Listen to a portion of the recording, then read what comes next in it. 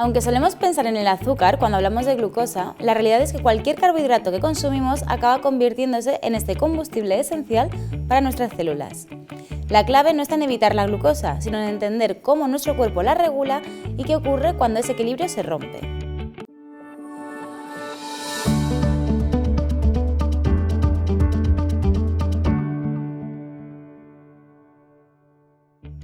Empecemos por entender qué es y cómo funciona su regulación en el organismo.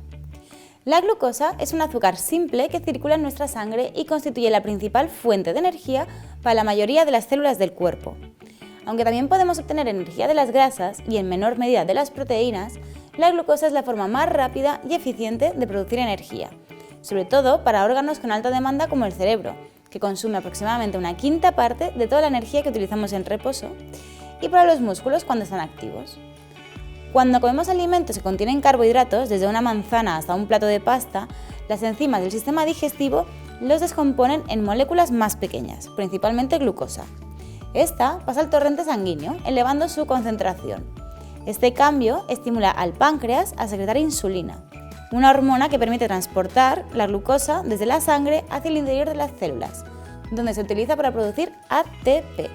La molécula que suministra energía para las funciones vitales del organismo, contracción muscular, actividad cerebral, mantenimiento de la temperatura corporal. Pero la regulación no depende solo de la insulina. Otra hormona producida por el páncreas, el glucagón, actúa en sentido contrario. Cuando la glucosa en sangre disminuye, estimula la liberación de glucosa almacenada en el hígado, asegurando así un suministro constante, incluso entre comidas o durante el ayuno nocturno. Mantener niveles de glucosa estables significa que las variaciones después de comer no son excesivas, que el retorno a valores basales es relativamente rápido y que no se producen descensos bruscos que provoquen síntomas como sudoración, temblores o hambre intensa. En individuos sanos, la glucosa en ayunas suele encontrarse entre 70 y 100 miligramos por decalitro, y 2 horas después de una comida no suele superar los 140 miligramos por decalitro. Una vez entendido cómo funciona este sistema de regulación, podemos analizar qué sucede cuando ese equilibrio se altera y aparecen los llamados picos de glucosa. Cuando hablamos de un pico de glucosa, nos referimos a ese aumento rápido y pronunciado de azúcar en sangre que ocurre después de comer, seguido de una bajada. Esto por sí mismo no es algo anormal ni necesariamente malo. De hecho, después de una comida con carbohidratos, la glucosa siempre sube. Es el mecanismo natural para abastecer de energía a las células. La clave está en la intensidad y la frecuencia de esas subidas, así como en la velocidad con la que nuestro cuerpo logra volver a un rango saludable. En una persona con un metabolismo sano, el proceso es bastante ordenado. Imaginemos que acabamos de comer, los carbohidratos se digieren y se convierten en glucosa. Esa glucosa entra en la sangre y eleva sus niveles. El páncreas detecta el cambio y libera insulina para que las células puedan absorberla y usarla como energía o almacenarla. Poco a poco los niveles vuelven a la normalidad, normalmente en un par de horas, y todo queda listo para la siguiente comida. El problema aparece cuando la subida es demasiado alta o demasiado rápida. Esto puede ocurrir, por ejemplo, si ingerimos carbohidratos de absorción muy rápida, como bebidas azucaradas, pan blanco o bollería, ya que en estos casos la glucosa pasa casi de golpe a la sangre. También influye si esa comida carece de fibra, proteína o grasa, porque estos nutrientes ayudan a frenar la absorción. Y por supuesto la cantidad importa. Una porción muy grande de carbohidratos puede desbordar la capacidad de respuesta inmediata del cuerpo. A esto se suma nuestro nivel de actividad. Movernos después de comer ayuda a que los músculos quemen parte de esa glucosa. En cambio, permanecer sentados favorece que el pico sea más alto y dure más. Además, no todas las personas responden igual. En quienes tienen resistencia a la insulina, como en la prediabetes o la diabetes tipo 2, las células no responden bien a la insulina y la glucosa permanece elevada más tiempo, lo que aumenta el riesgo de que esos picos se repitan y se amplifiquen. Por eso es importante diferenciar entre una variación normal, como la que ocurre al comer fruta o pan integral y que se corrige rápidamente, y una respuesta alterada, en la que el pico es alto y prolongado y frecuente. En un caso hablamos de un cuerpo que regula con eficacia y en el otro de un sistema que empieza a mostrar señales de disfunción metabólica. Una vez entendido cómo funciona este sistema de regulación, podemos analizar qué implicaciones reales tienen estos picos cuando se repiten con frecuencia. Y aunque los picos de glucosa forman parte de la respuesta normal, cuando son muy frecuentes o de gran magnitud o se mantienen durante largos periodos, pueden generar alteraciones metabólicas con implicaciones a corto y a largo plazo. A corto plazo, los aumentos rápidos y elevados de glucosa suelen ir seguidos de una secreción igualmente elevada de insulina. Y esto en algunas personas puede provocar descensos relativamente rápidos de la glucosa en sangre con síntomas como cansancio, somnolencia, hambre intensa o dificultad para concentrarse. Estos efectos no son peligrosos en individuos sanos, pero pueden afectar al rendimiento físico y mental. Y a largo plazo, la repetición de picos elevados favorece la disminución progresiva de la sensibilidad de las células a la insulina, un fenómeno conocido como resistencia a la insulina. Esta condición obliga al páncreas a producir más insulina para lograr el mismo efecto, lo que con el tiempo puede llevar al agotamiento parcial de las células beta pancreáticas y a un deterioro del control glucémico. La resistencia a la insulina y la hiperglucemia crónica están asociadas con un mayor riesgo de desarrollar diabetes tipo 2, enfermedad cardiovascular, hígado graso no alcohólico y otros trastornos metabólicos. Además, la exposición repetida a concentraciones elevadas de glucosa en sangre puede aumentar la producción de radicales libres y la formación de productos finales de glicación avanzada, conocidos como AGEs, que contribuyen al estrés oxidativo y a procesos inflamatorios que dañan tejidos y vasos sanguíneos. Uno de los escenarios en los que los picos repetidos cobran especial relevancia es en el desarrollo y la evolución de la diabetes en sus distintas formas. La diabetes es un conjunto de trastornos metabólicos caracterizados por niveles elevados y persistentes de glucosa en sangre. Y aunque el resultado final, la hiperglucemia, es común en todas sus formas, las causas y mecanismos subyacentes son diferentes. Las dos formas más frecuentes son la diabetes tipo 1 y la diabetes tipo 2. La diabetes tipo 1 es una enfermedad autoinmune en la que el sistema inmunitario destruye las células betapancreáticas, responsables de producir insulina. Como consecuencia, la producción de esta hormona es insuficiente o inexistente. Sin insulina, la glucosa no puede entrar de forma adecuada en las células y se acumula en la sangre. Suele diagnosticarse en la infancia o juventud, aunque puede aparecer a cualquier edad, y ni está relacionada con el estilo de vida ni puede prevenirse. Requiere tratamiento con insulina de por vida. La diabetes tipo 2 se caracteriza por una combinación de resistencia a la insulina, que las células responden peor a la insulina, y con el tiempo una disminución en la producción de esta hormona. Es la forma más común y está influida tanto por factores genéticos como por el estilo de vida, alimentación, exceso de peso, sedentarismo, sueño insuficiente y estrés crónico. A diferencia de la tipo 1, en fases iniciales puede prevenirse y en algunos casos revertirse mediante cambios sostenidos en hábitos de vida que mejoren la sensibilidad a la insulina y al control glucémico. Y por último, la prediabetes, que es un estado intermedio en el que los niveles de glucosa en sangre son más altos de lo normal, pero no lo suficiente para cumplir criterios diagnósticos de diabetes. Es una señal de alerta y una oportunidad para intervenir, ya que con cambios adecuados es posible evitar o retrasar la progresión a diabetes tipo 2. Ahora que ya sabemos la diferencia, podemos centrarnos en qué factores están realmente bajo nuestro control para prevenir, retrasar o incluso revertir la diabetes tipo 2. En cualquier proceso de salud intervienen factores no modificables y factores modificables. Entre los primeros están la genética, la edad, los antecedentes familiares o enfermedades metabólicas. Estos no pueden cambiarse, pero sí sirven para identificar a las personas con mayor predisposición en quienes conviene actuar antes y con mayor intensidad. En cambio, los factores modificables dependen en gran medida de nuestras decisiones y hábitos diarios. La alimentación, por ejemplo, no se trata solo de evitar el azúcar, sino de priorizar alimentos con bajo índice y carga glucémica, ricos en fibra, como las verduras, las frutas enteras, las legumbres y los cereales integrales, acompañados siempre de proteínas y grasas saludables que modulen la absorción de la glucosa.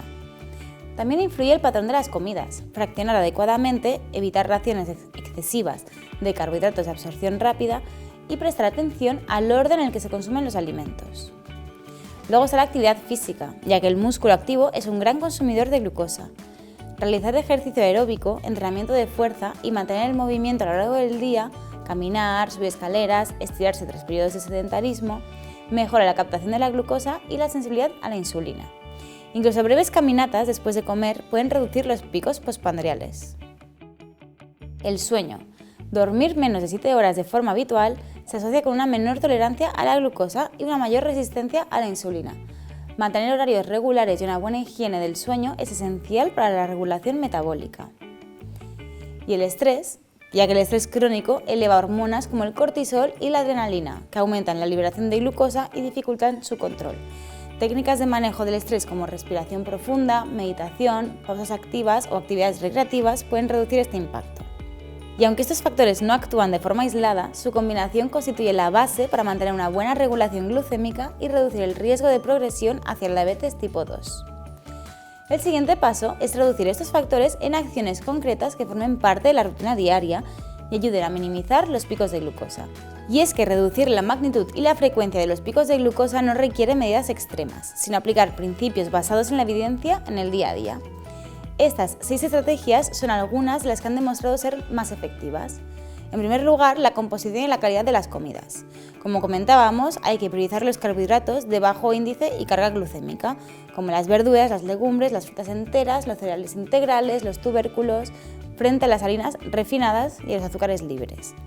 La inclusión de proteínas, huevos, pescado, carne magras, legumbres y grasas saludables, aceite de oliva virgen extra, frutos secos, aguacate. Hay que combinarlos en la misma comida, ya que eso ayuda a ralentizar la digestión y la absorción de glucosa. En segundo lugar está el orden de los alimentos. Si consumimos primero alimentos ricos en fibra, antes que los carbohidratos, podemos reducir el pico de glucosa postprandial, es decir, la elevación de glucosa en sangre que ocurre después de comer. Esto es tan sencillo como empezar las comidas con una ensalada o una crema de verduras. El tamaño y la distribución de las raciones. Evitar concentrar una gran cantidad de carbohidratos en una sola comida, repartirlos a lo largo del día y ajustar las raciones según el nivel de actividad física. En cuarto lugar tenemos el movimiento después de comer. La actividad muscular favorece la captación de glucosa de forma independiente de la insulina. Caminar 10-15 minutos, hacer estiramientos dinámicos o realizar tareas domésticas ligeras tras una comida puede reducir significativamente el pico. En quinto lugar tenemos la hidratación y el control del alcohol. Mantener una buena hidratación facilita el metabolismo de los nutrientes. El consumo del alcohol, especialmente en exceso, puede alterar la regulación glucémica y debe moderarse. Y por último tenemos el sueño y los horarios regulares. Dormir lo suficiente y mantener horarios consistentes de comidas y descanso ayudan a regular los ritmos circadianos que influyen en la sensibilidad a la insulina.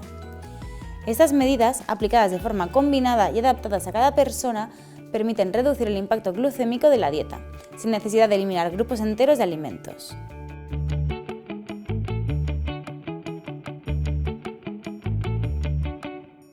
Una buena manera de reducir el pico de glucosa postprandial es comenzar la comida con una ensalada abundante en verduras y fibra, a la que le añadiremos un chorrito de vinagre de manzana sin filtrar.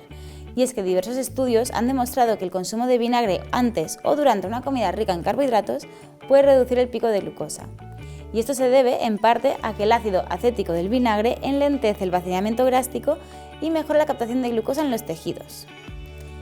Para ello vamos a necesitar una taza de hojas verdes, un pimiento rojo, un tomate, pepino, zanahoria, cebolla, el vinagre de manzana sin filtrar, un poquito de sal y aceite de oliva.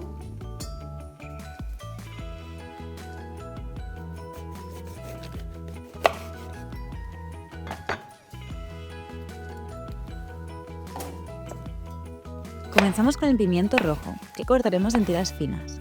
Este vegetal, además de aportar color y frescura, es rico en vitamina C y antioxidantes, dos compuestos clave para reducir la inflamación y mejorar la sensibilidad a la insulina, favoreciendo así el control glucémico que estamos buscando.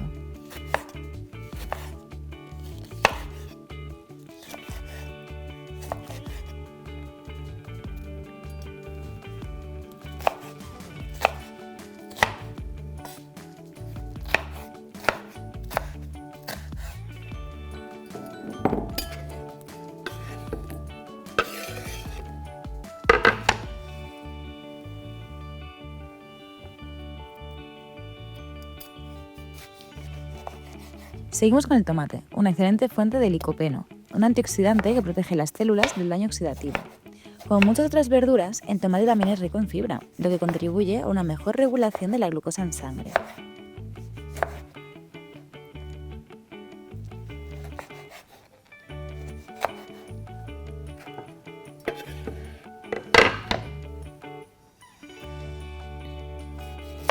Incorporamos ahora el pepino. Podemos pelarlo o no, pero en este caso recomendamos dejar la piel, ya que es donde se concentra la mayor parte de su fibra. La fibra es fundamental para ralentizar la absorción de carbohidratos y evitar picos de glucosa tras la comida. Además, el pepino es refrescante, aporta agua y favorece una buena digestión.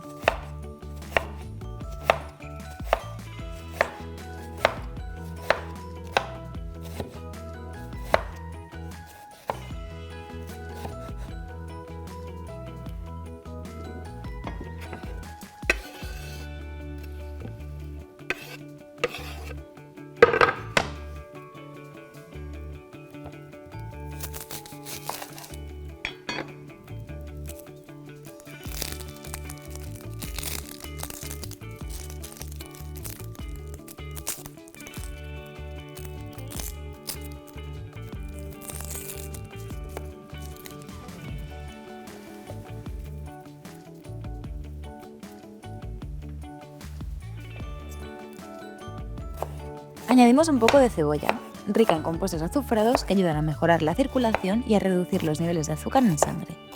También aporta un sabor más intenso que equilibra muy bien con el resto de ingredientes.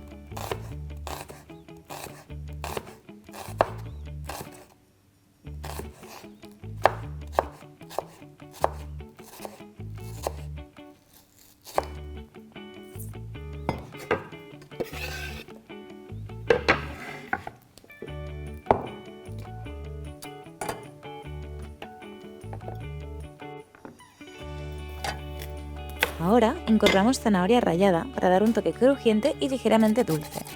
Aunque contiene algo más de carbohidratos, su fibra y antioxidantes como el betacaroteno ayudan a modular la respuesta glucémica del organismo. Por último, añadimos la lechuga. Su alto contenido en agua y fibra, junto con un aporte calórico prácticamente nulo, la convierten en una base ideal para cualquier ensalada. Además, al incluir una amplia variedad de vegetales, aseguramos un perfil nutricional equilibrado y beneficioso para la glucemia. Para el aderezo, usaremos aceite de oliva virgen extra y vinagre de manzana sin filtrar. El aceite aporta grasas saludables que ralentizan la absorción de glucosa, mientras que el vinagre de manzana ha demostrado mejorar la sensibilidad a la insulina cuando se consume con regularidad.